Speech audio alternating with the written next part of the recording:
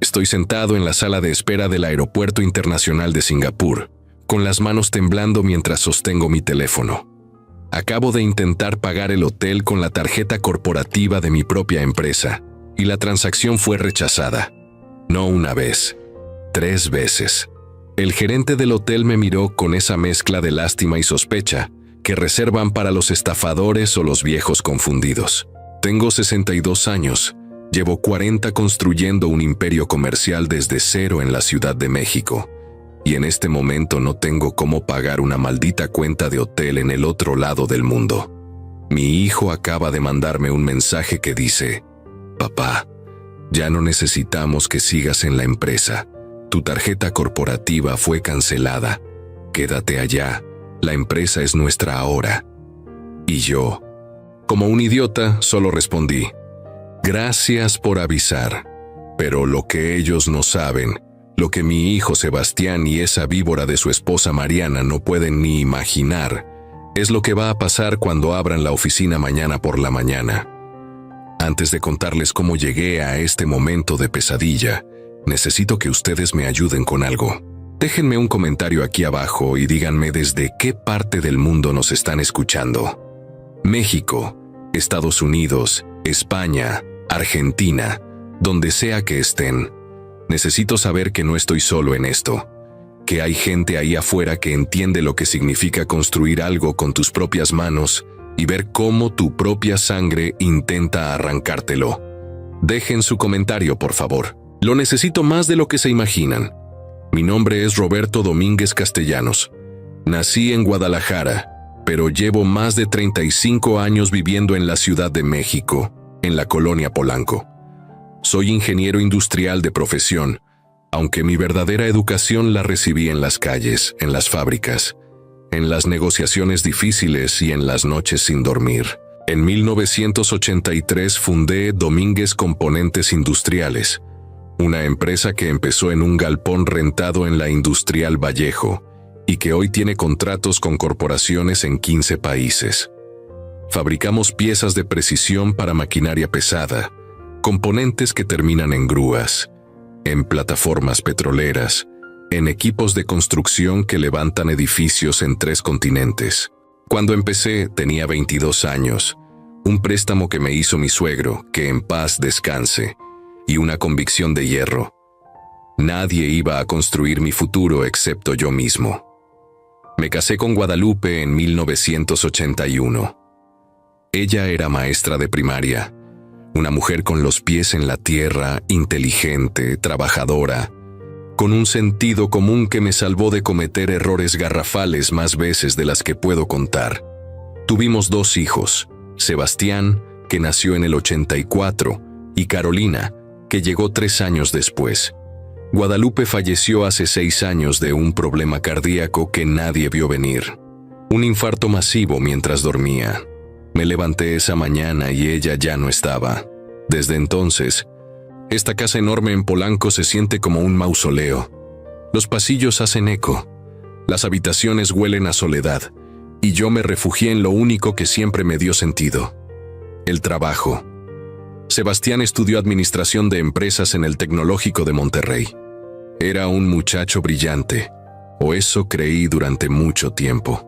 Tenía facilidad para los números, para las presentaciones, para convencer a la gente. Pero siempre tuvo algo que me incomodaba: esa sonrisa demasiado perfecta, esa forma de esquivar responsabilidades cuando las cosas se ponían difíciles, esa tendencia a culpar a otros por sus propios errores. Aún así, era mi hijo, mi primogénito. Y cuando terminó la carrera, lo integré a la empresa. Empezó desde abajo, como yo había planeado. Almacén, logística, atención a clientes. Quería que conociera el negocio desde las tripas, no desde la oficina con aire acondicionado. Pero Sebastián siempre encontraba la manera de saltarse pasos, de delegar lo sucio, de quedar bien con los ejecutivos, mientras los operarios lo miraban con desprecio, apenas disimulado. Hace 7 años conoció a Mariana en un evento corporativo. Ella trabajaba en relaciones públicas para una agencia boutique, de esas que cobran fortunas por organizar cócteles y hacer que la gente se sienta importante. Era bonita, no lo voy a negar, alta, delgada, con ese estilo pulido que parece salido de una revista. Hablaba 3 idiomas, tenía contactos en todas partes, sabía exactamente qué decir en cada momento. Desde el principio me cayó mal, no por envidia ni por celos paternos, sino porque reconocí en ella algo que había visto 1000 veces en las mesas de negociación. Ambición pura, sin escrúpulos, sin límites. Guadalupe todavía vivía cuando se comprometieron, y recuerdo que una noche, acostados en la cama, mi esposa me dijo: «Roberto, esa muchacha no quiere a Sebastián, quiere lo que tú has construido». Le dije que estaba exagerando, que le diera una oportunidad. Ojalá la hubiera escuchado. Se casaron por todo lo alto en el 2017, una boda en San Miguel de Allende que costó más que mi primer año de operaciones en la empresa. Mariana insistió en cada detalle. Las flores importadas de Holanda, el fotógrafo que había trabajado con celebridades, la banda en vivo, el menú de degustación con maridaje de vinos. Yo pagué todo sin chistar porque pensé que así se hacían las cosas, que así se celebraba el inicio de una nueva familia. Sebastián estaba radiante ese día. Mariana también, pero cuando me abrazó al final de la ceremonia, sentí algo extraño en esa sonrisa suya. No era gratitud, era triunfo. Después de la boda, Mariana comenzó a involucrarse cada vez más en la empresa. Al principio eran sugerencias, que si deberíamos renovar la imagen corporativa, que si necesitábamos presencia en redes sociales, que si los eventos con clientes debían ser más exclusivos. Sebastián la respaldaba en todo.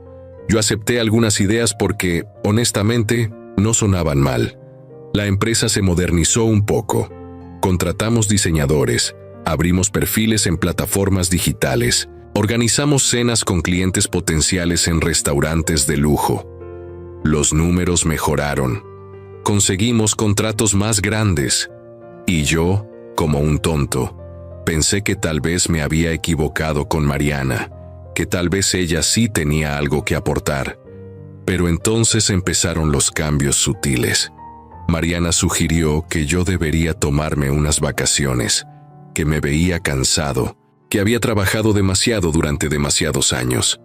Sebastián secundaba cada palabra. «Papá, deberías viajar, conocer Europa, descansar. Nosotros podemos manejar las operaciones por un tiempo».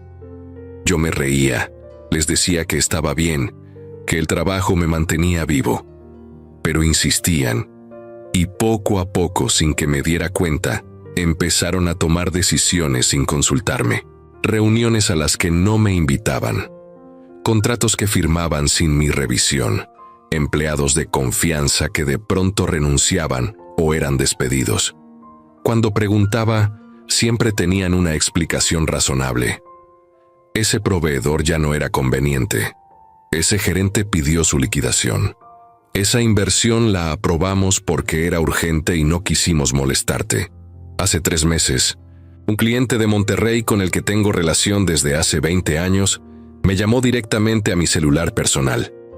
«Don Roberto, discúlpeme la indiscreción, pero ¿usted sabe que su hijo está renegociando todos nuestros contratos? Está pidiendo pagos adelantados y cambiando las condiciones que usted y yo acordamos hace años. Si esto sigue así, voy a tener que buscar otro proveedor». Me quedé frío. Le pedí detalles. Me mandó correos, cotizaciones, documentos con la firma de Sebastián. Efectivamente, estaba alterando acuerdos que yo había construido con base en confianza y palabra. Le pedí al cliente que me diera unos días. Colgué el teléfono y me senté en mi estudio, mirando las paredes llenas de reconocimientos, fotografías con presidentes de empresas, placas conmemorativas. Y por primera vez en décadas sentí miedo. Esa noche hablé con Sebastián. Lo cité en la casa, cara a cara. Le mostré los documentos. Él se puso a la defensiva inmediatamente. «Papá, las cosas han cambiado. Ya no estamos en los 80. Los negocios se hacen diferente ahora. Esos clientes viejos no entienden las nuevas dinámicas del mercado. Le dije que esos clientes viejos eran la razón por la que él tenía un BMW en la cochera y una casa en Bosques de las Lomas. Se molestó. Me dijo que yo estaba aferrado al pasado, que no confiaba en él, que Mariana y él estaban llevando la empresa al siguiente nivel y que yo debería agradecerles en lugar de cuestionarlos. Discutimos durante horas. Al final, se fue dando un portazo. No hablamos durante 2 semanas. Mariana vino a verme unos días después, sola. Eso debió haberme alertado, pero estaba tan cansado, tan confundido, que la recibí. Se sentó frente a mí en la sala, cruzó las piernas con esa elegancia calculada que tiene, y me dijo con voz suave: «Roberto, Sebastián está muy dolido. Siente que no confías en él. Yo sé que usted ha trabajado toda su vida por esta empresa, pero llegó el momento de pasarle la estafeta a la siguiente generación. Usted ya hizo su parte. Ahora déjenos hacer la nuestra». Le respondí que no tenía problema en delegar, pero que no iba a permitir que destruyeran relaciones comerciales que me tomaron décadas construir. Ella sonrió. Esa sonrisa que tanto odio. «Nadie está destruyendo nada, Roberto. Solo estamos optimizando. Pero si usted sigue interfiriendo, los clientes van a pensar que hay división interna, y eso sí va a dañar la empresa. Piénselo». Me dejó con esas palabras clavadas en el pecho como un cuchillo. Durante las siguientes semanas, intenté mantener la calma, seguir trabajando, supervisar lo que podía, pero cada vez me excluían más. Las contraseñas de ciertos sistemas fueron cambiadas. Mi acceso a algunas cuentas bancarias corporativas fue limitado. Cuando reclamaba, me decían que era por seguridad, por protocolos nuevos que el auditor externo había recomendado. Mentiras. Todo mentiras. Pero no tenía pruebas concretas. Solo una sensación visceral de que algo muy oscuro estaba gestándose. Hace un mes, recibí una invitación para representar a la empresa en una feria industrial en Singapur. Era un evento importante, con compradores de toda Asia. Normalmente, yo enviaba a gerentes o a Sebastián, pero esta vez él insistió en que fuera yo. «Papá, tu presencia le da peso a la empresa. Los asiáticos respetan la figura del fundador. Sería perfecto que fueras tú». Mariana también insistió. Además, Roberto le va a venir bien el viaje, un cambio de aire. Singapur es hermoso. Desconfié, pero la verdad es que me emocionaba la idea de volver a estar en primera línea, de cerrar contratos, de sentirme útil otra vez. Acepté. Empaqué mis maletas, revisé mi pasaporte, confirmé los vuelos. Sebastián se encargó de todos los detalles: hotel, traslados, agenda de reuniones. Me entregó una carpeta con información impresa, itinerarios, contactos. «Todo está listo, papá. Solo disfruta y haz lo que mejor sabes hacer». Llegué a Singapur hace 5 días. El vuelo fue largo, agotador, pero cuando aterricé y vi la ciudad, sentí una chispa de energía que no experimentaba desde hacía meses. El hotel era de 5 estrellas, en Marina Bay, con vista al famoso skyline. La habitación era impecable. Todo parecía perfecto. Las primeras reuniones fueron excelentes. Cerré 2 contratos preliminares con distribuidores de Malasia y Tailandia. Me sentía vivo, competente, valioso. Llamé a Sebastián para contarle. Sonaba contento. Me felicitó. Me dijo que siguiera así. Mariana se puso al teléfono un momento. «Qué bueno, Roberto. Sabíamos que usted lo haría muy bien». Colgué sintiéndome orgulloso. Ayer por la mañana, mientras desayunaba en el restaurante del hotel, recibí un mensaje de Sebastián. Un mensaje de texto simple, sin contexto. «Papá, ya no necesitamos que sigas en la empresa. Tu tarjeta corporativa fue cancelada. Quédate allá. La empresa es nuestra ahora». Leí el mensaje 3 veces. Pensé que era una broma de mal gusto, un error de redacción. Le respondí inmediatamente: «¿Qué significa esto, Sebastián? Llámame ahora». No hubo respuesta. Marqué su número. Buzón de voz. Marqué a Mariana. Lo mismo. Intenté llamar a la oficina en México. La recepcionista, una chica nueva que no conocía, me dijo con voz nerviosa: Lo siento, señor Domínguez, pero tengo instrucciones de no pasarle llamadas. Le pregunté de quién venían esas instrucciones. Del licenciado Sebastián Domínguez, señor. Él es el director general ahora. Sentí cómo el aire se me escapaba de los pulmones. La gente en el restaurante seguía comiendo, hablando, riendo. Yo estaba en medio de una pesadilla despierto. Intenté mantener la compostura. Salí del restaurante, subí a mi habitación, cerré la puerta con seguro, saqué mi laptop y traté de acceder al sistema interno de la empresa. Usuario y contraseña incorrectos. Intenté con mi correo corporativo. Cuenta bloqueada. Revisé mi banca en línea personal. Mi cuenta estaba bien, pero no tenía fondos suficientes para pagar un hotel de lujo durante mucho tiempo, ni para comprar un boleto de regreso de emergencia. Siempre usaba la tarjeta corporativa para estos viajes. Siempre. Y ahora estaba cancelada. Me temblaban las manos.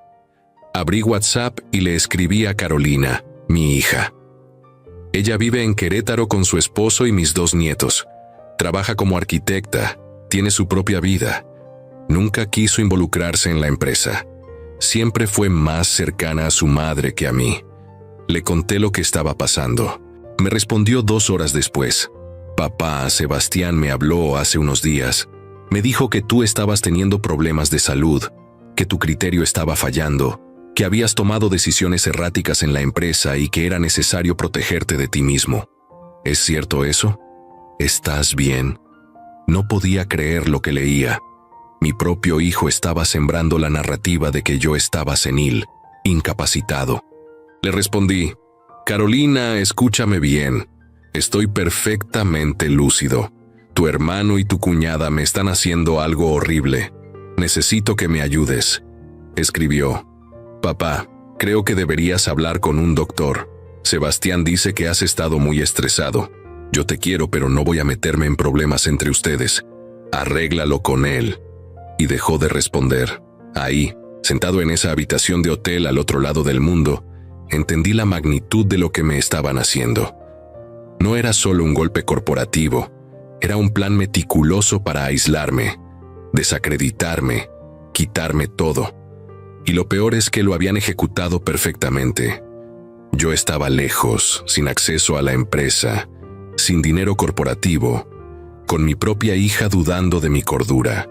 Sentí una mezcla de rabia, tristeza y miedo que casi me paraliza. Casi. Pero entonces recordé algo que mi padre me dijo cuando tenía 15 años.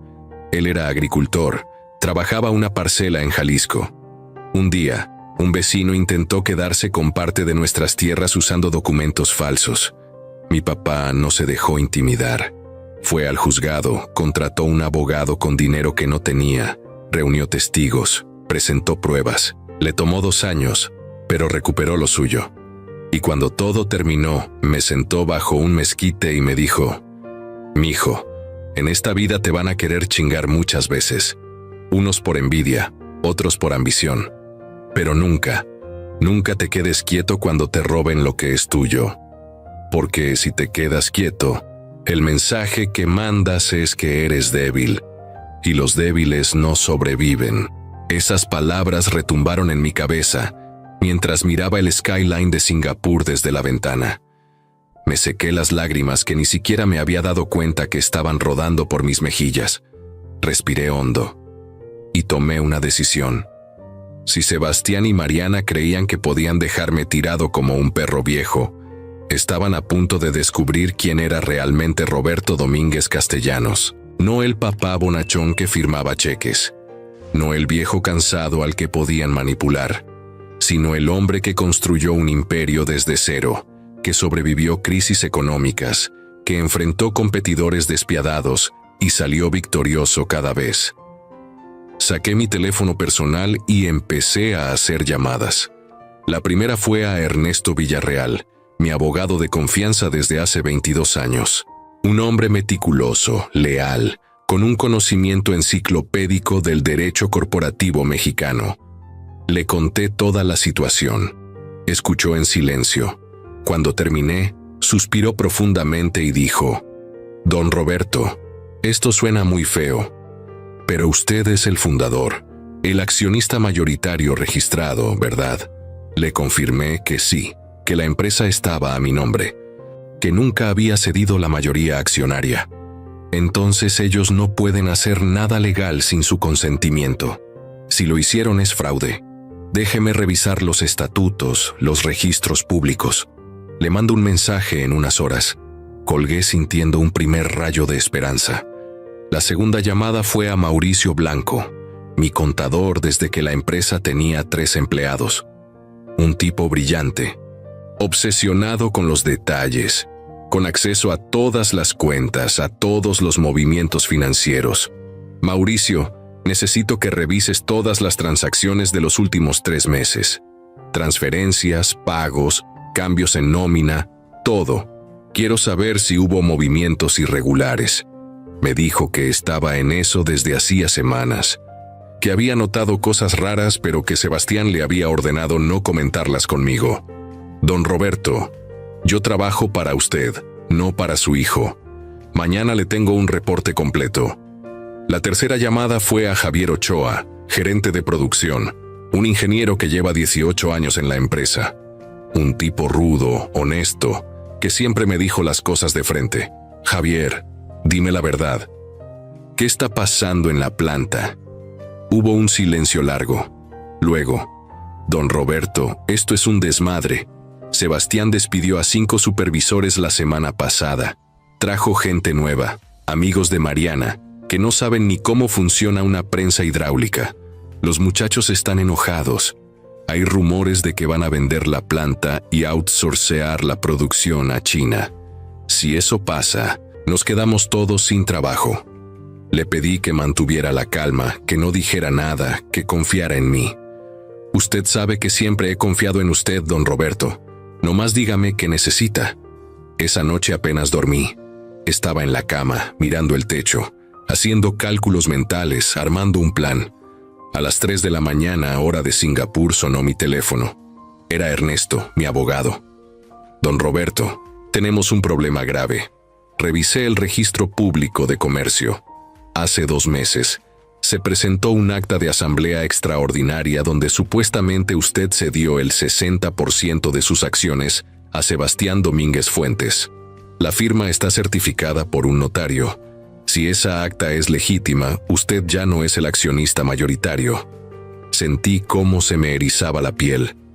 Ernesto, yo nunca firmé eso, nunca hubo ninguna asamblea. Lo sé, don Roberto. Por eso dije supuestamente.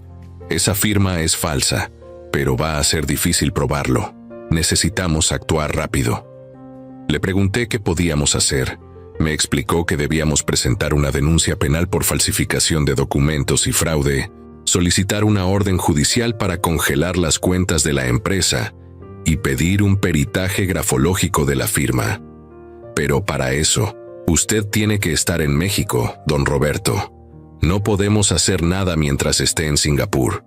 Le dije que no tenía dinero para un boleto de regreso, que mi tarjeta estaba bloqueada. Yo le adelanto el boleto, don Roberto. Mañana tiene un vuelo, pero cuando llegue, viene directo a mi oficina. Esto es guerra. Colgué y me quedé ahí, en esa cama de hotel, sintiendo una mezcla de furia y determinación que no había experimentado en décadas. Sebastián y Mariana habían cometido un error fatal. Subestimaron al viejo. Creyeron que con bloquearme una tarjeta y mandarme lejos iban a quebrarme. No sabían que yo había enfrentado cosas peores. Crisis del 94, competencia desleal, extorsiones, clientes morosos, y siempre encontré la manera de salir adelante. Me levanté de la cama, me di una ducha fría para despabilarme y me puse a trabajar. Saqué una libreta y empecé a escribir nombres, fechas, movimientos sospechosos que había notado en los últimos meses. Llamadas extrañas, reuniones secretas, empleados leales que renunciaron de forma repentina. Todo empezaba a tener sentido. Esto no había empezado hace 3 meses, llevaba mínimo 1 año gestándose. Y yo, cegado por el cariño paternal, por la necesidad de creer que mi hijo era mejor de lo que realmente es, No quise verlo. Revisé mis correos personales y encontré algo que me heló la sangre. Un mensaje de hace 4 meses que había ignorado en su momento. Era de un proveedor europeo con el que teníamos una relación comercial pequeña, pero estable. Decía: «Estimado señor Domínguez, recibimos comunicación de parte del licenciado Sebastián Domínguez, informándonos que usted se retirará próximamente de la empresa por motivos de salud. Lamentamos mucho esta noticia y le deseamos una pronta recuperación. Nos gustaría coordinar con su hijo la transición de nuestros contratos». En ese momento, pensé que era un malentendido, una comunicación confusa. Ahora entendía que era parte del plan. Estaban sembrando en todos lados la narrativa de que yo estaba enfermo, incapacitado, fuera de juego. Abrí mi laptop y empecé a redactar correos, primero a los clientes más importantes, a aquellos con los que tenía relación directa. Les expliqué brevemente que estaba en Singapur representando a la empresa, que algunos cambios internos se estaban dando sin mi conocimiento ni aprobación, y que confiaba en su discreción mientras resolvía la situación. Varios me respondieron en las siguientes horas con mensajes de apoyo y preocupación. Uno de ellos, un empresario de Guadalajara, me escribió: «Don Roberto, si usted me dice que algo raro está pasando, yo le creo. Cuente conmigo para lo que necesite». A las 6 de la mañana, bajé al lobby del hotel para hacer el checkout. Cuando presenté mi tarjeta personal en recepción, la transacción pasó sin problema porque solo había usado servicios básicos. El gerente me preguntó si todo había estado bien. Le dije que sí, que perfecto, que muchas gracias. Salí de ahí con mi maleta, tomé un taxi al aeropuerto y abordé el vuelo que Ernesto había reservado. Durante las 18 horas de viaje, con escalas incluidas, no pude dormir. Solo pensaba en lo que iba a hacer, en cómo iba a recuperar lo mío, en cómo iba a demostrarle a Sebastián y a esa mujer que el apellido Domínguez no se mancha impunemente. Aterricé en la Ciudad de México al amanecer. Ernesto me estaba esperando en la sala de llegadas internacionales con un chofer. Me subí al coche y ni siquiera saludé. «Ernesto, dime qué tenemos». Abrió un portafolio y me mostró documentos, el acta falsificada, movimientos bancarios sospechosos, transferencias a cuentas personales de Mariana, pagos a consultores fantasma, una red completa de fraude que Mauricio, el contador, había destapado trabajando día y noche. «Don Roberto, esto es suficiente para meterlos a la cárcel, pero necesitamos movernos hoy. Ahora». Fuimos directo a las oficinas del Ministerio Público. Presentamos la denuncia formal: falsificación de documentos, fraude, abuso de confianza, despojo. El agente que nos atendió revisó todo con cara seria y dijo: «Esto va a levantar mucho ruido, licenciado. ¿Están seguros de seguir adelante?». Ernesto lo miró fijamente y respondió: «Totalmente seguros. Y queremos una orden de aseguramiento inmediato de las instalaciones de la empresa y congelamiento de cuentas». El agente asintió. «Deme 24 horas». Salimos de ahí y Ernesto me llevó a un hotel discreto en la colonia Roma. «Don Roberto, no vaya a su casa todavía. Si Sebastián y Mariana se enteran de que ya está en México, pueden adelantarse. Necesitamos sorprenderlos». Tenía razón. Me registré en el hotel bajo el nombre de un primo lejano, pagué en efectivo y me encerré en la habitación. Llamé a Javier, el gerente de producción. «Javier, mañana a primera hora vas a ver movimiento en la planta. Policías, abogados, auditores. Necesito que mantengas a todos los empleados tranquilos y que no dejes salir a nadie de gerencia hasta que yo llegue». Me dijo que contara con él. Esa noche, solo en esa habitación de hotel, sentí algo que no había sentido en meses: control. Por primera vez desde que recibí ese mensaje en Singapur, yo tenía el control de la situación. Ellos no sabían que yo estaba en México. No sabían que tenía abogados, contadores y evidencia. No sabían que su plan perfecto estaba a punto de derrumbarse. Me serví un whisky del minibar, me senté junto a la ventana y pensé en Guadalupe, en lo que ella me diría si estuviera aquí, Roberto, haz lo correcto, no por venganza, sino por justicia. Y eso era exactamente lo que iba a hacer. A la mañana siguiente, a las 7 en punto, recibí un mensaje de Ernesto. Ya tenemos la orden. Nos vemos en la puerta de la empresa a las 8. Me vestí con mi mejor traje, el mismo que usé cuando cerré mi primer contrato internacional. Me peiné, me afeité, me miré al espejo. El hombre que me devolvía la mirada no era una víctima, era un guerrero. Salí del hotel, tomé un taxi y me dirigí a las instalaciones de Domínguez Componentes Industriales, la empresa que fundé con mis propias manos hace 40 años y que nadie, absolutamente nadie, me iba a quitar. El taxi avanzaba por el periférico mientras el sol apenas comenzaba a romper el horizonte de la Ciudad de México. Eran las 7:40 de la mañana y el tráfico todavía no se ponía denso. Miré por la ventana las calles que conocía de memoria. Cada avenida, cada colonia, cada rincón de esta ciudad que me vio crecer como empresario. El conductor, un señor de unos 50 años con bigote canoso, me miraba por el espejo retrovisor de vez en cuando. Seguramente notaba mi tensión, la forma en que apretaba el portafolio contra mi pecho, cómo revisaba el reloj cada 30 segundos. No hablamos durante todo el trayecto. Yo estaba completamente enfocado en lo que estaba por suceder. Llegamos a la Industrial Vallejo a las 7:55. Ahí estaba el edificio de 3 pisos que alberga las oficinas administrativas de Domínguez Componentes Industriales, junto a la nave industrial donde está toda la maquinaria, las prensas, las áreas de ensamblaje. Un complejo que compré hace 22 años cuando la empresa despegó de verdad. Lo pagué en efectivo después de 10 años de rentar espacios cada vez más grandes. Recuerdo el día que firmé la escritura. Guadalupe lloró de felicidad. Sebastián tenía 12 años y me preguntó si algún día todo eso sería suyo. Le dije, si lo cuidas y lo haces crecer, sí. Qué ironía tan amarga. Bajé del taxi y le pagué al conductor. Ernesto ya estaba ahí, parado junto a su camioneta negra, acompañado de 2 agentes del Ministerio Público, un perito en documentos, 2 peritos contables y 4 elementos de la policía ministerial. También estaba Mauricio, mi contador, con su laptop bajo el brazo y una expresión de determinación que pocas veces le había visto.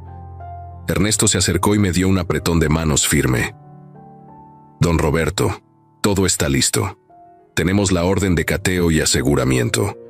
En cuanto abramos esas puertas, esto se convierte en una escena de investigación oficial. ¿Está preparado? Asentí sin decir palabra. Estaba más que preparado. Caminamos hacia la entrada principal. Eran las 8:02. La recepcionista, una muchacha joven que no conocía, estaba abriendo la puerta de cristal. Cuando nos vio llegar a todos, se quedó paralizada. Ernesto le mostró la orden judicial. Buenos días, señorita. Somos autoridades ministeriales. Tenemos una orden de cateo y aseguramiento de estas instalaciones. Por favor, manténgase tranquila y coopere con nosotros. La chica palideció, balbuceó algo incoherente y se hizo a un lado. Los policías entraron primero, seguidos por los peritos. Yo entré de último, con Ernesto a mi lado. El lobby olía a café recién hecho y a ese aroma particular de oficinas corporativas. Las paredes estaban decoradas con fotografías de proyectos, reconocimientos, portadas de revistas especializadas donde habían aparecido artículos sobre la empresa. En la pared principal, detrás del mostrador de recepción, estaba el logo de Domínguez Componentes Industriales que diseñé yo mismo en 1983. 42 años mirando ese logo, 42 años de sangre, sudor, sacrificios. Y ahora estaba aquí, acompañado por la policía, recuperando lo que era mío por derecho. Uno de los agentes le pidió a la recepcionista que llamara al director general. Ella, con manos temblorosas, marcó un número interno. Licenciado Sebastián, hay policías aquí. Dicen que tienen una orden. Sí, en el lobby. Vienen con don Roberto. Escuché como mi hijo gritaba algo al otro lado de la línea. La muchacha colgó y nos miró asustada. Él dice que baja en un momento. No pasaron ni 2 minutos cuando las puertas del elevador se abrieron y apareció Sebastián. Vestía un traje gris impecable, camisa blanca, corbata azul marino. Parecía un ejecutivo salido de una revista de negocios. Cuando me vio, su rostro cambió por completo. Pasó de la confianza arrogante al desconcierto absoluto. «Papá, ¿qué haces aquí? Se supone que estás en Singapur». Su voz temblaba ligeramente, pero intentaba mantener la compostura. Detrás de él venía Mariana, con un vestido ejecutivo negro, tacones altos, el pelo perfectamente peinado. Cuando me vio, sus ojos se entrecerraron con una mezcla de sorpresa y cálculo. Podía ver su mente trabajando a toda velocidad, tratando de entender qué estaba pasando. Ernesto se adelantó antes de que yo pudiera hablar. «Licenciado Sebastián Domínguez Fuentes, soy el abogado Ernesto Villarreal. Represento al señor Roberto Domínguez Castellanos, fundador y legítimo propietario de esta empresa.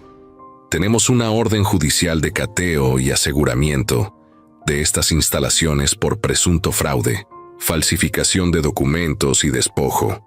Los peritos van a revisar todos los archivos, documentos financieros y registros corporativos. Le solicito que coopere plenamente con las autoridades». Le entregó una copia de la orden. Sebastián la tomó con mano temblorosa. Mariana se acercó y leyó por encima de su hombro. «Esto es un error», dijo Sebastián con voz más alta de lo necesario. «Mi padre está confundido. Él me cedió voluntariamente sus acciones hace 2 meses. Hay documentos notariados que lo prueban. Esto es un malentendido». Ernesto sonrió con frialdad. «Por eso estamos aquí, licenciado. Para verificar la autenticidad de esos documentos. Si son legítimos, como usted afirma, no tiene nada de qué preocuparse». Sebastián me miró directamente por primera vez. «Papá, ¿qué es esto? ¿Por qué estás haciendo esto? Yo solo he tratado de proteger la empresa, de modernizarla. Tú estabas cansado, confundido, tomando decisiones equivocadas». Fue la primera vez que hablé desde que entré al edificio. Mi voz salió tranquila, controlada, cargada de una autoridad que no había usado con mi hijo en muchos años. «Sebastián, yo nunca cedí ninguna acción, nunca firmé ningún documento. Lo que tú y tu esposa hicieron fue falsificar mi firma, robar mi empresa y dejarme abandonado en el extranjero sin dinero. Eso no es proteger, eso es traición». El silencio que siguió fue ensordecedor. Los empleados que habían empezado a llegar se quedaron congelados en la entrada. Sebastián abrió la boca para responder, pero Mariana lo tomó del brazo. «No digas nada, Sebastián, no sin nuestro abogado». Los peritos ya estaban subiendo al 2º piso donde están las oficinas administrativas. Ernesto le indicó a uno de los agentes que acompañara a Sebastián y Mariana a la sala de juntas y que no los dejara salir del edificio hasta que terminara la revisión. Mi hijo me lanzó una mirada de incredulidad mezclada con rabia. Mariana, en cambio, mantenía una máscara de serenidad absoluta, pero pude ver en sus ojos que estaba evaluando rutas de escape, opciones, estrategias. Esa mujer no se rendiría fácilmente. Subí al 3er piso, donde solía estar mi oficina. Cuando abrí la puerta, casi no reconocí el espacio. Habían quitado todos mis muebles, mis fotografías personales, los reconocimientos que colgaban en las paredes. En su lugar había un escritorio ultramoderno, sillas de diseñador, una pantalla gigante en la pared. Era la oficina de Sebastián ahora, o había sido. Sentí una punzada de dolor, pero la reprimí. No había tiempo para sentimentalismos. Mauricio entró detrás de mí con los peritos contables. «Don Roberto, necesitamos acceso a la computadora principal y a los servidores». Señalé hacia el área de sistemas, al fondo del piso. Ahí estaba Rodrigo, el jefe de IT, un muchacho brillante de 32 años que llevaba 8 en la empresa. Cuando me vio, se levantó de su silla inmediatamente. «Don Roberto, qué bueno que está aquí». Yo. Yo no sabía qué hacer. El licenciado Sebastián me ordenó cambiar todas las contraseñas y bloquear su acceso, pero yo hice copias de respaldo de todo antes de hacerlo. Sabía que algo no estaba bien. Sentí un alivio enorme. Rodrigo, necesito que les des a estos peritos acceso total a todo. Correos, archivos, registros de transacciones, todo. Él asintió con energía. Sí, señor, ya tengo todo preparado. De hecho, hay cosas que debe ver. Correos entre el licenciado Sebastián y la señora Mariana que se enviaban desde cuentas personales, no corporativas. Los guardé porque me parecieron extraños. Le di una palmada en el hombro. Eres un buen muchacho, Rodrigo. No voy a olvidar esto. Durante las siguientes 3 horas, las oficinas se convirtieron en un hervidero de actividad. Los peritos revisaban archivos, imprimían documentos, tomaban fotografías.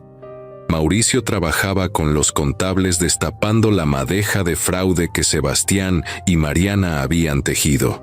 Yo me senté en una silla junto a la ventana, mirando la nave industrial abajo, donde los trabajadores seguían con sus labores bajo la supervisión de Javier. Algunos me saludaban con la mano cuando me veían.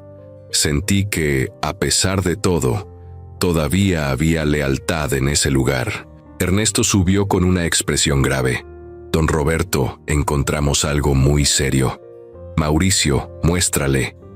El contador abrió su laptop y giró la pantalla hacia mí. Ahí estaban registros de transferencias bancarias, más de 30 millones de pesos transferidos en los últimos 2 meses, desde las cuentas operativas de la empresa hacia una cuenta en las Islas Caimán. La cuenta estaba a nombre de una empresa fantasma llamada MDS Consulting Group. Don Roberto, MDS son las iniciales de Mariana del Soto, el apellido de soltera de su nuera. Esa empresa fue registrada en Panamá hace 6 meses. Es una cáscara vacía que solo sirve para mover dinero. Sentí como la sangre me hervía. 30 millones de pesos. Dinero de contratos, de operaciones, de nómina futura. Dinero que pertenecía a la empresa, a los trabajadores, a mí. Podemos rastrear ese dinero. Mauricio negó con la cabeza. Es muy difícil, don Roberto. Las Caimán tienen leyes de privacidad muy estrictas, pero con esto podemos demostrar fraude agravado. Esto ya no es solo falsificación de documentos, es lavado de dinero, defraudación fiscal, asociación delictuosa. Ernesto añadió, con esto, podemos pedir órdenes de aprehensión. No solo van a perder la empresa, don Roberto, van a ir a prisión. Debería haber sentido satisfacción, triunfo, pero lo único que sentía era una tristeza profunda. Ese era mi hijo, el niño que enseñé a andar en bicicleta, que llevé a partidos de fútbol, que gradué con honores del tecnológico, y ahora estaba mirando evidencia de que había tratado de destruirme por dinero. Uno de los peritos documentales subió con una carpeta. Licenciado Villarreal, encontramos el acta de asamblea original, la que supuestamente firmó el señor Domínguez. La firma es una falsificación clara.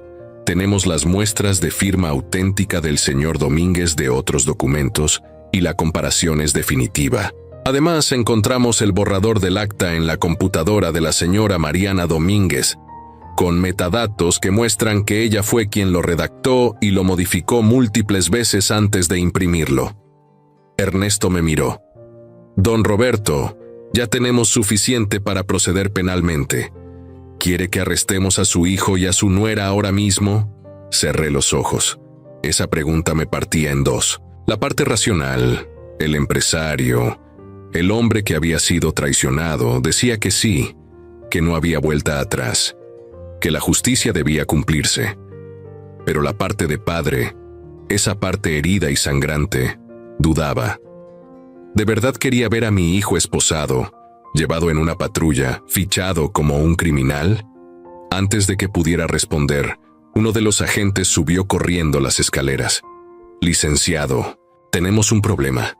La señora Mariana Domínguez está intentando salir del edificio. Dice que tiene una emergencia médica y que necesita ir al hospital. Ya llamó a una ambulancia. Ernesto maldijo entre dientes. Es una trampa. Está tratando de escapar. Don Roberto, tenemos que detenerla ahora o la vamos a perder. Bajamos rápidamente al lobby. Mariana estaba en la puerta, hablando por teléfono, con una mano en el pecho como si le faltara el aire. Era una actuación digna de un premio. Sebastián estaba a su lado, sosteniendo su bolso con cara de preocupación genuina. Cuando nos vio bajar, Mariana intensificó su performance. No puedo respirar. Mi corazón. Por favor, necesito un doctor. Su voz sonaba débil, quebrada. Ernesto se plantó frente a ella. Señora, si realmente tiene una emergencia médica, con gusto la acompañamos al hospital con custodia policial. Pero no va a salir de este edificio sin supervisión de las autoridades. Mariana dejó caer el teléfono.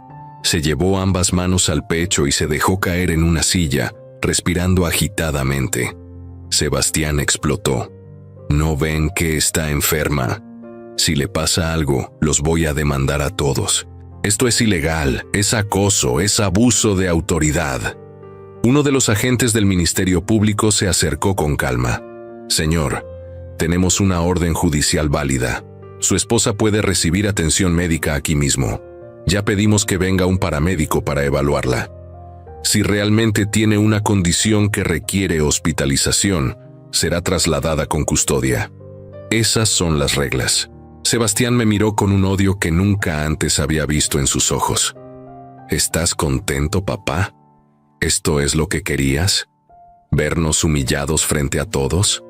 ¿Destruir a tu propia familia?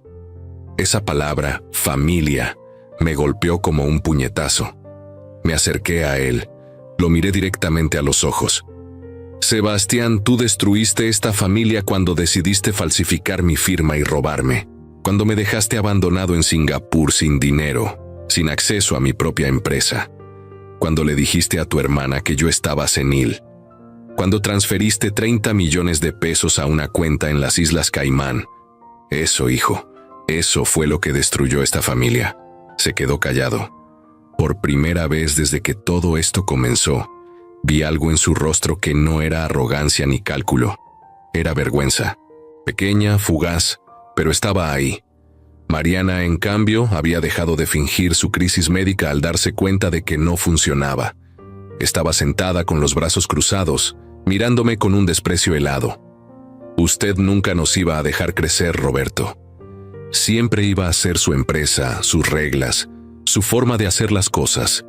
Sebastián tiene talento, tiene visión, pero usted lo mantenía en la sombra como un empleado cualquiera. Lo único que hicimos fue tomar lo que por derecho le correspondía. No pude evitar reírme. Fue una risa amarga, cansada. ¿Por derecho? ¿Tú crees que heredar algo te da derecho a robarlo antes de tiempo? ¿Crees que falsificar documentos es visión empresarial? Mariana, tú no eres una visionaria. Eres una ladrona. Y mi hijo, desgraciadamente, se dejó convencer de ser tu cómplice. Llegó el paramédico. Revisó a Mariana. Presión arterial normal, pulso normal, oxigenación normal. Le dijo a la gente que no había ninguna emergencia médica. Mariana no dijo nada más. Simplemente se quedó ahí sentada, derrotada por primera vez desde que la conocía. Los peritos terminaron su trabajo al mediodía. Ernesto reunió todos los hallazgos: el acta falsificada, las transferencias fraudulentas, los correos electrónicos donde Sebastián y Mariana discutían cómo neutralizar al viejo, que era yo. Correos donde ella le decía que yo era un obstáculo, que nunca me iba a retirar voluntariamente, que necesitaban tomar medidas drásticas. Uno de los correos decía textualmente: si lo dejamos en Singapur sin recursos, va a tener que aceptar lo que nosotros digamos. No puede hacer nada desde allá. Error fatal. Esa sola frase demostraba premeditación. Ernesto le mostró todos los documentos al agente del Ministerio Público. Este asintió gravemente y sacó su radio. Central, necesito 2 patrullas más en esta ubicación. Vamos a proceder con 2 detenciones por fraude agravado y falsificación de documentos. Sebastián palideció. Mariana se puso de pie de un salto. No pueden arrestarnos sin una orden de aprehensión. Esto es ilegal. El agente la miró con paciencia profesional. Señora, los estoy deteniendo en flagrancia. Tenemos evidencia suficiente y testimonios. Tienen derecho a un abogado, a guardar silencio y a una llamada telefónica. Todo se hará conforme a la ley. Las patrullas llegaron en menos de 10 minutos. 2 policías uniformados entraron al lobby. Sebastián empezó a hiperventilar. Papá, por favor, no dejes que hagan esto. Soy tu hijo, podemos arreglarlo. Devolveré el dinero, firmaré lo que sea, pero no me lleves a la cárcel. Por favor, papá. Su voz se quebró. Empezó a llorar. Verlo así me destrozó por dentro. Pero no podía ceder. No ahora. Sebastián, yo te di todo. Educación, oportunidades, un puesto en la empresa que otros habrían matado por tener. Y tú me pagaste con traición. No puedo perdonar eso. No debo perdonar eso. Porque si lo hago, le estoy diciendo al mundo que robarme, humillarme y abandonarme es algo que tiene perdón. Y no lo tiene. Los policías lo esposaron. Él no opuso resistencia. Solo lloraba en silencio mientras lo llevaban hacia la patrulla. Mariana, en cambio, no derramó una sola lágrima. Cuando la esposaron, me miró con una frialdad que me caló hasta los huesos. Esto no termina aquí, Roberto. Tengo abogados, tengo contactos. Vamos a salir y cuando lo hagamos, usted va a pagar por esto. Le sostuve la mirada sin pestañear. Mariana, tú y yo sabemos que esos 30 millones están en una cuenta que solo tú controlas. Sabemos que este plan fue tuyo desde el principio. Sebastián es ambicioso y débil, pero tú eres la verdadera criminal aquí. Y te voy a asegurar de que pagues hasta el último día que mereces en prisión. La subieron a la patrulla junto a Sebastián. Los empleados que estaban en el lobby miraban la escena en silencio absoluto. Algunos con pena, otros con satisfacción mal disimulada. Cuando las patrullas se fueron, el edificio quedó en un silencio pesado. Ernesto puso una mano en mi hombro. Don Roberto, lo peor ya pasó. Ahora viene la parte legal, el juicio, la recuperación del dinero. Va a ser largo, pero vamos a ganar. Asentí, pero no sentía victoria, solo cansancio.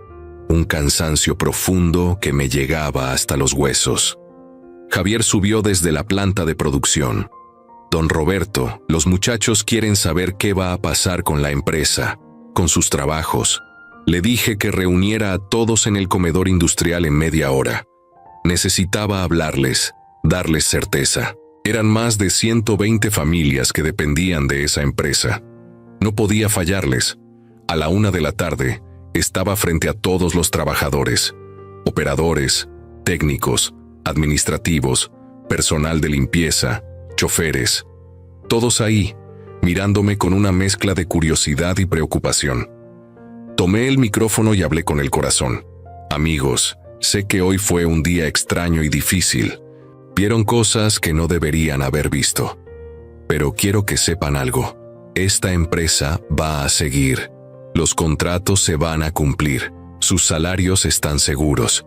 Yo fundé Domínguez Componentes Industriales hace 42 años y no voy a dejar que nada ni nadie la destruya. Hubo gente que intentó robarla, que intentó hacer daño. Esa gente ya no está y yo estoy de vuelta para quedarme. Los aplausos fueron tímidos al principio, pero fueron creciendo hasta convertirse en una ovación. Algunos de los viejos trabajadores, los que llevaban 20 o 30 años conmigo, tenían lágrimas en los ojos. Uno de ellos, don Fermín, un tornero de 68 años que debería estar jubilado pero que se negaba a retirarse, gritó: «Ese es mi patrón, el mero bueno». Los demás rieron y aplaudieron más fuerte. Salí de ahí sintiéndome un poco menos vacío. Ernesto me llevó a su oficina para revisar los siguientes pasos legales. El proceso iba a ser complejo.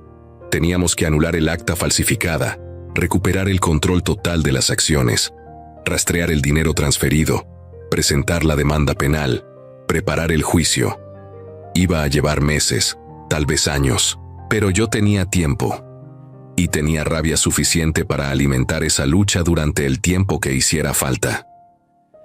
Esa noche, finalmente regresé a mi casa en Polanco. La casa enorme, vacía, llena de ecos y recuerdos. Entré al estudio, serví un whisky y me senté en el sillón de cuero donde tantas veces me había sentado con Guadalupe a planear el futuro. Saqué mi teléfono y marqué el número de Carolina. Contestó al tercer tono. «¿Papá?» Su voz sonaba cautelosa. «Carolina, necesito que sepas algo. Todo lo que Sebastián te dijo sobre mí es mentira. Yo no estoy senil, no estoy confundido. Lo que sí pasó es que tu hermano y su esposa intentaron robarme la empresa. Hoy los arrestaron. Va a salir en las noticias, probablemente. Quería que lo supieras por mí». Hubo un silencio largo. Luego escuché un sollozo. «Papá, yo no sabía. Sebastián me llamó hace unos días. Me dijo que tú estabas enfermo, que estabas tomando decisiones peligrosas. Yo le creí. Lo siento tanto. Le dije que no tenía que disculparse, que ella no tenía la culpa de nada. Hablamos durante casi 1 hora. Le conté todo. Ella lloró. Yo también. Al final me dijo, «Papá, voy a ir a México la próxima semana. Quiero estar contigo. Quiero ayudarte en lo que necesites». Le agradecí y colgué. Me quedé ahí, en ese estudio silencioso, mirando las fotografías en las paredes. Fotos de la familia cuando estaba completa. Guadalupe, Sebastián, Carolina, yo. Tiempos más simples. Tiempos más felices.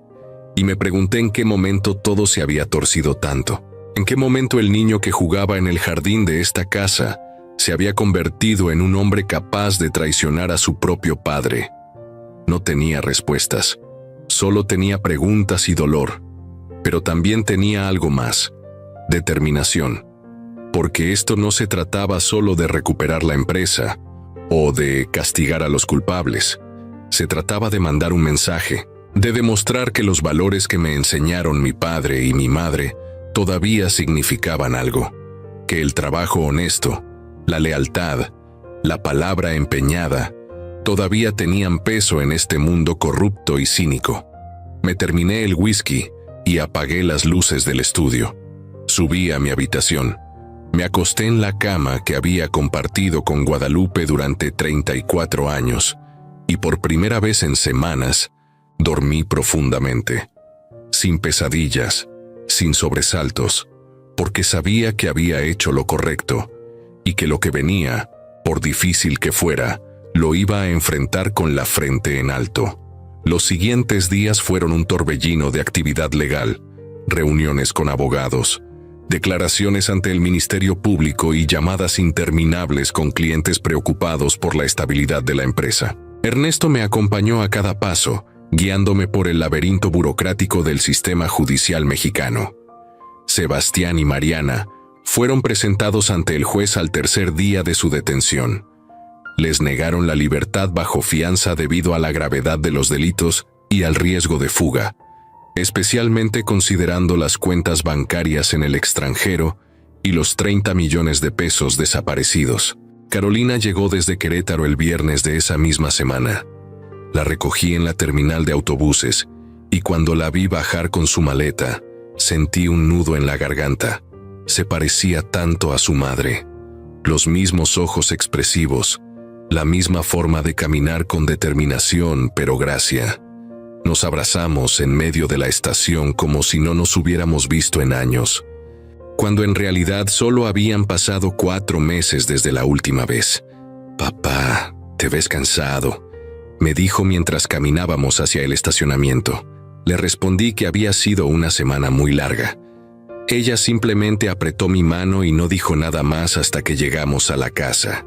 Esa noche, sentados en la cocina tomando café, le mostré todos los documentos, las transferencias fraudulentas, los correos electrónicos, el acta falsificada, las declaraciones de Rodrigo y otros empleados que habían presenciado comportamientos sospechosos.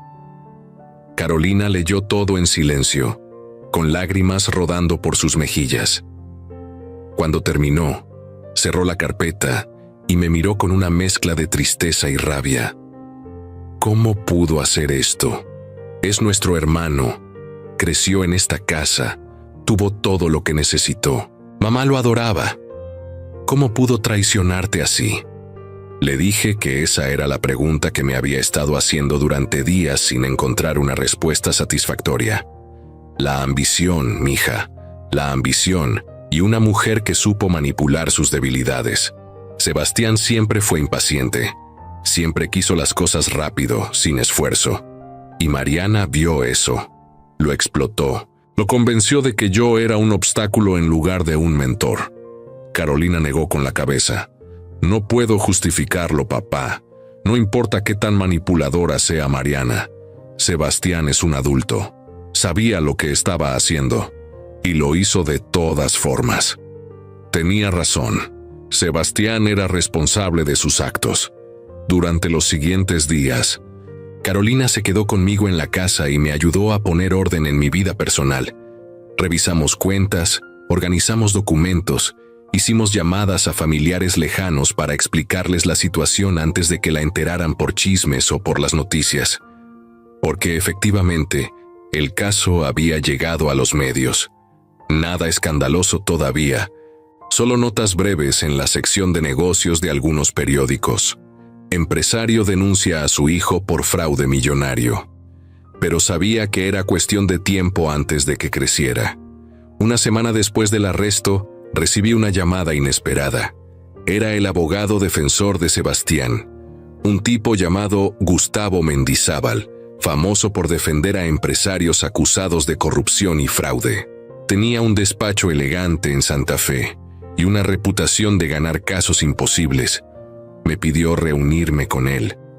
Ernesto me aconsejó que no fuera, que cualquier cosa que tuviera que decir podía decírmela a través de mi abogado.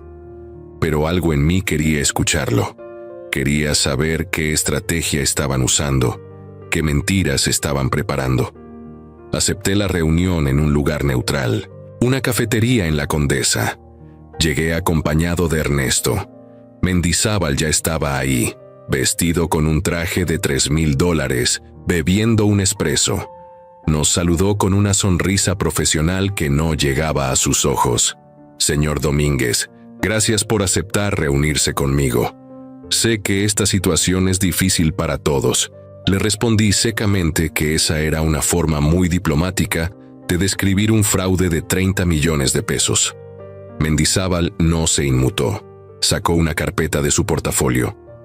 Señor Domínguez, mi cliente, su hijo Sebastián, me ha autorizado a explorar la posibilidad de un acuerdo reparatorio.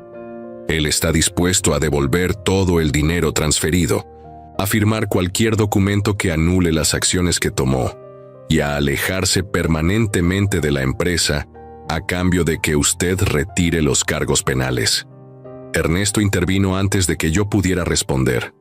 Licenciado, usted sabe que el fraude agravado no es un delito que se pueda resolver con un acuerdo reparatorio. Además, su cliente y su cómplice no solo cometieron fraude, falsificaron documentos oficiales, lavaron dinero, cometieron despojo. Esos son delitos graves que ameritan prisión. Mendizábal asintió como si esperara esa respuesta. Entiendo su posición, licenciado Villarreal, pero también sé que el señor Domínguez es un padre, y un padre, por más herido que esté, no quiere ver a su hijo en prisión. Me miró directamente. Señor Roberto, Sebastián está destruido, llora todos los días. Dice que cometió el peor error de su vida, que se dejó manipular por Mariana, que nunca quiso hacerle daño real. Dice que solo quería demostrarle que podía dirigir la empresa tan bien como usted.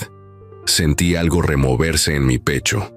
No era compasión exactamente, era algo más complicado. El amor de padre nunca desaparece completamente, sin importar qué tan profunda sea la traición, pero tampoco podía ignorar lo que había pasado. Licenciado Mendizábal, Mi hijo no solo cometió un error, planeó sistemáticamente robarme todo lo que construí durante 40 años. Me dejó abandonado en otro país sin dinero. Le mintió a mi hija diciéndole que yo estaba senil. Falsificó mi firma en documentos legales. Eso no es un error. Eso es maldad calculada. Mendizábal guardó silencio por un momento. Luego suspiró. Tiene razón, señor Domínguez, pero considerando que Sebastián coopera con la investigación, que identifique cómo se movió el dinero y ayude a recuperarlo, ¿habría posibilidad de que usted considerara una reducción de cargos? No estoy pidiendo que lo perdone completamente, solo que le dé una oportunidad de enmendar parte del daño. Ernesto me miró, esperando mi señal. Yo negué con la cabeza. No hay trato. Mi hijo va a enfrentar las consecuencias de sus actos. Si quiere cooperar con la investigación, excelente. Eso puede ayudarlo en la sentencia, pero yo no voy a retirar los cargos. El abogado cerró su carpeta, se puso de pie y extendió su mano. Entiendo su posición, señor Domínguez. Aunque no la comparto, la entiendo. Nos vemos en el tribunal. Nos dimos la mano y se fue. Ernesto y yo nos quedamos sentados un rato más. Hiciste lo correcto, don Roberto, me dijo. Si cedes ahora, el mensaje que mandas es que la traición tiene precio, y no debe tenerlo. Asentí, pero por dentro sentía un vacío terrible. 2 semanas después comenzaron las audiencias preliminares. El caso fue asignado a una jueza de lo penal llamada Leticia Cordero, una mujer de unos 50 años con reputación de ser estricta pero justa. La primera audiencia fue un circo mediático. Reporteros afuera del juzgado, cámaras, micrófonos. Sebastián llegó esposado, vestido con el uniforme naranja del reclusorio. Cuando nuestras miradas se cruzaron en la sala, él apartó la vista inmediatamente. Mariana, en cambio, me sostuvo la mirada con ese desafío helado que nunca abandonaba. Llevaba el cabello recogido, sin maquillaje, vestida con ropa simple, pero su postura era erguida, altiva. Esa mujer no se quebraría fácilmente. La fiscalía presentó las pruebas, el acta falsificada, el peritaje grafológico que demostraba que mi firma era falsa, los registros de las transferencias bancarias, los correos electrónicos donde discutían el plan. Mendizábal intentó argumentar que Sebastián había actuado bajo coacción emocional de Mariana, que él era la verdadera víctima en todo esto. La jueza lo interrumpió secamente. Licenciado, su cliente es un hombre de 39 años con estudios universitarios y experiencia empresarial. No me venga con el cuento de la manipulación emocional. Aquí hay premeditación clara. El abogado de Mariana, una mujer llamada Patricia Salazar, igualmente famosa y cara, intentó una estrategia diferente. Argumentó que las transferencias bancarias eran parte de una reestructuración financiera legítima que mi hijo, como director general, tenía derecho a hacer, que la cuenta en las Islas Caimán era para proteger activos de la empresa de la volatilidad del peso mexicano. La jueza le pidió que presentara documentos que respaldaran esa versión. Salazar prometió hacerlo en la siguiente audiencia. Después de 3 horas, la jueza determinó que había suficientes elementos para procesar a ambos por fraude agravado, falsificación de documentos y lavado de dinero. Los mantendría en prisión preventiva hasta el juicio formal, que se programó para dentro de 4 meses. Sebastián bajó la cabeza cuando escuchó la decisión. Mariana no mostró ninguna emoción. Salí del juzgado sintiéndome extrañamente vacío. Carolina me esperaba afuera junto a Ernesto. Los 3 subimos al coche en silencio. Durante el camino de regreso a la casa, Carolina finalmente habló. «Papá, ¿te arrepientes?», le pregunté. ¿De qué? De haber denunciado a Sebastián, de no haber intentado resolver esto en familia. Pensé en su pregunta durante un largo rato antes de responder. No me arrepiento de denunciarlo. Me arrepiento de no haber visto las señales antes. Me arrepiento de haber sido tan blando con él cuando era joven. Me arrepiento de no haberle enseñado mejor el valor del trabajo honesto. Pero denunciarlo, llevarlo ante la justicia, eso no me arrepiento. porque si yo no lo hubiera hecho, él seguiría creyendo que puede salirse con la suya. Y Mariana seguiría convencida de que los viejos somos presas fáciles. Carolina no dijo nada más, pero tomó mi mano y la apretó. Llegamos a la casa cuando ya oscurecía. Ernesto se despidió y prometió llamarme al día siguiente para revisar los siguientes pasos. Carolina y yo entramos a la casa silenciosa. Ella preparó la cena mientras yo me sentaba en la sala, mirando por la ventana. El jardín estaba descuidado. Guadalupe siempre mantuvo ese jardín impecable, lleno de flores, de vida. Ahora era solo pasto largo y plantas silvestres. Todo se había marchitado sin ella. Durante las siguientes semanas, me dediqué a reconstruir la empresa. Contraté un director general temporal, un ejecutivo de confianza que había trabajado en la industria durante 30 años. Reorganicé las finanzas con la ayuda de Mauricio. Recuperé las relaciones con los clientes que Sebastián había maltratado. Algunos se mostraron comprensivos, otros escépticos. Uno de ellos, el dueño de una constructora en Monterrey, me dijo sin rodeos: «Don Roberto, lo respeto mucho, pero su hijo casi me hace perder un contrato con el gobierno por sus cambios de última hora. ¿Cómo sé que esto no va a volver a pasar?». Le respondí con honestidad: «No puedes saberlo con certeza. Lo único que puedo ofrecerte es mi palabra de que mientras yo esté vivo y al mando, esta empresa va a cumplir sus compromisos como siempre lo ha hecho. Y si eso no es suficiente para ti, lo entiendo». Se quedó callado un momento. Luego extendió su mano. «Su palabra siempre ha sido suficiente para mí, don Roberto. Seguimos trabajando juntos». Esa conversación se repitió docenas de veces con diferentes clientes. Algunos se quedaron, otros se fueron. Pero lentamente, la empresa comenzó a estabilizarse. Mauricio logró rastrear parte del dinero transferido. 16 millones de pesos estaban todavía en la cuenta de las Islas Caimán, congelados por orden de la Interpol, gracias a la cooperación internacional que Ernesto había gestionado. Los otros 14 millones habían sido transferidos a otras cuentas en Suiza y Panamá, pero el rastro se perdía ahí. Era probable que nunca recuperáramos esa parte. Aún así, 16 millones era mejor que nada. Un mes antes del juicio, recibí una carta. Era de Sebastián, escrita a mano desde el reclusorio. La letra era temblorosa, manchada en algunos puntos como si hubieran caído lágrimas sobre el papel. Decía: «Papá, no espero que leas esta carta. No espero que me perdones. Solo necesito que sepas algo. Te he fallado de la peor manera posible. No hay excusa para lo que hice. Mariana no me obligó a nada. Yo tomé las decisiones. Yo firmé los documentos. Yo te traicioné. Y vivo cada día con ese peso en el pecho. La prisión me ha dado mucho tiempo para pensar, para recordar todas las veces que me ayudaste, que me aconsejaste, que me enseñaste. Y yo solo vi un viejo terco que no quería ceder el poder. Qué estúpido fui. Qué ciego estuve. No te pido que retires los cargos.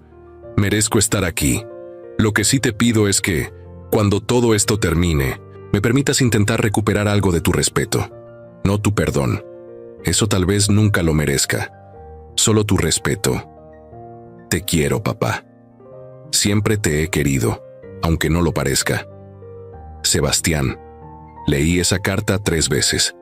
La tercera vez, las lágrimas finalmente salieron. Lloré por el hijo que creí tener y por el hombre en que realmente se convirtió.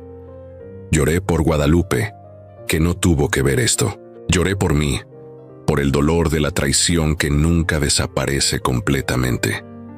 Carolina entró a la sala y me encontró así, llorando con la carta en las manos.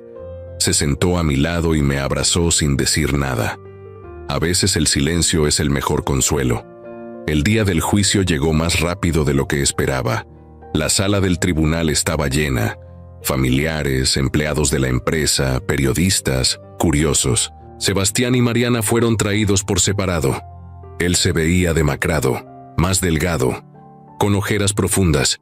Ella mantenía esa misma compostura fría, aunque noté que sus manos temblaban ligeramente cuando se sentó en el banquillo de los acusados. El juicio duró 3 días. La fiscalía presentó un caso sólido, meticuloso, irrefutable. Los abogados defensores hicieron lo que pudieron, pero las pruebas eran abrumadoras. Sebastián, siguiendo el consejo de Mendizábal, se declaró culpable y pidió clemencia basándose en su cooperación con la investigación. Mariana, en cambio, se declaró inocente y culpó de todo a Sebastián, argumentando que ella solo seguía sus instrucciones como esposa. Esa estrategia le explotó en la cara cuando el fiscal presentó los correos electrónicos, donde ella era claramente la arquitecta del plan, donde le decía a Sebastián exactamente qué hacer, cómo hacerlo, cuándo hacerlo, donde calculaba cuánto dinero podían sacar antes de que yo me diera cuenta. La jueza la interrumpió en medio de su testimonio. Señora, le recomiendo que deje de mentir bajo juramento, o voy a añadir perjurio a sus cargos. El tercer día, durante mi testimonio, tuve que sentarme frente a Sebastián y contar todo. Cómo me sentí cuando recibí ese mensaje en Singapur. Cómo intenté usar la tarjeta y fue rechazada. Cómo llamé a la oficina y me dijeron que ya no era bienvenido. Cómo mi propia hija dudó de mi cordura porque él había sembrado esa mentira. Mi voz se quebró varias veces. Sebastián lloraba en silencio, con la cabeza baja. Mariana me miraba con odio puro. Cuando terminé mi testimonio, la jueza preguntó si había algo más que quisiera añadir. Miré a Sebastián y le dije, solo quiero que mi hijo sepa que a pesar de todo, a pesar del dolor, a pesar de la traición, sigo siendo su padre. Y como padre, espero que este proceso le enseñe algo que yo no pude enseñarle, que las acciones tienen consecuencias, que el dinero fácil siempre cobra un precio, y que la familia, la verdadera familia, se construye con honestidad, no con mentiras. La jueza deliberó durante 2 horas. Cuando regresó a la sala, el silencio era absoluto. Leyó el veredicto. Sebastián Domínguez Fuentes y Mariana del Soto de Domínguez eran declarados culpables de fraude agravado, falsificación de documentos oficiales y lavado de dinero. Sebastián fue sentenciado a 8 años de prisión, con posibilidad de reducción por buena conducta. Mariana recibió 12 años sin posibilidad de reducción, más una multa de 20 millones de pesos.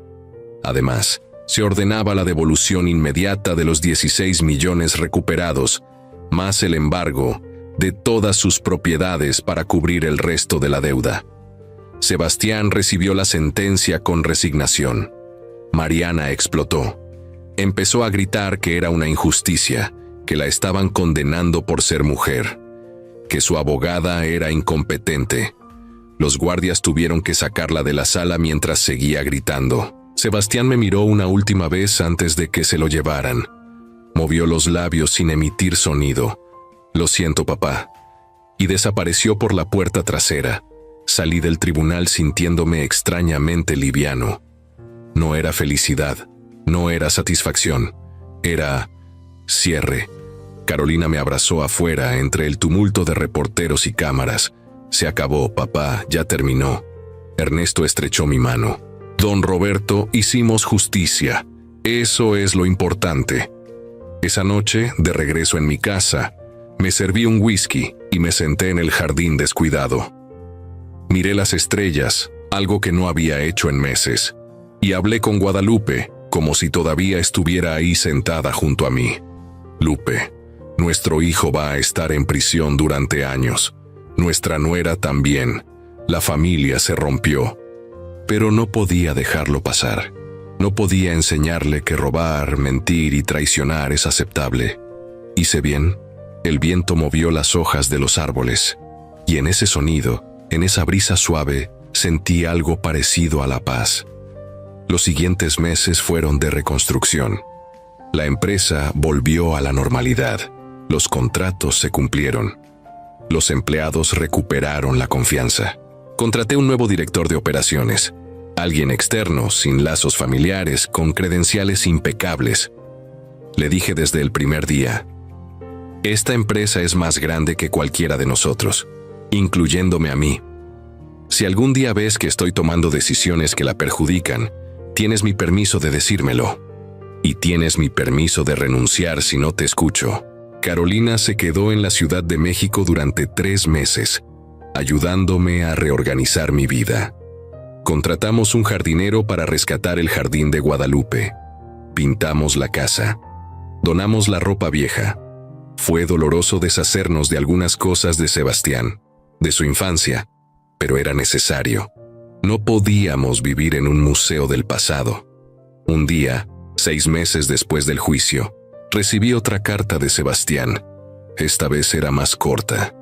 Decía que había comenzado a estudiar en el programa educativo del reclusorio, que estaba tomando cursos de ética empresarial, de todo lo irónico, que había comenzado terapia psicológica y que por primera vez en su vida estaba enfrentando sus demonios internos.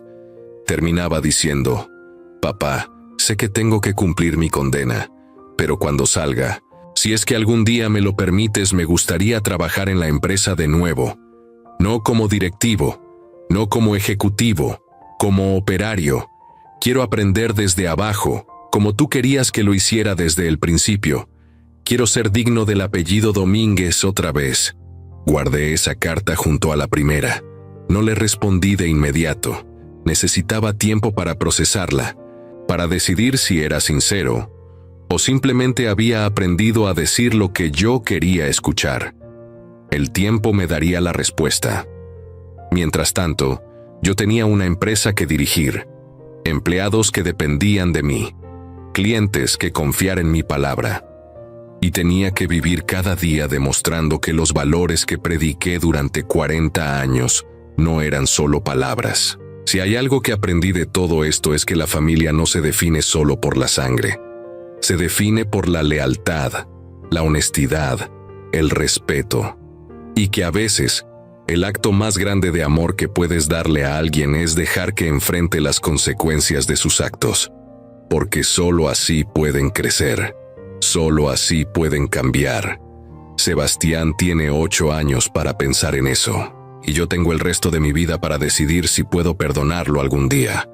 No lo sé todavía, pero lo que sí sé es que hice lo correcto. Y eso, al final del día, es lo único que importa.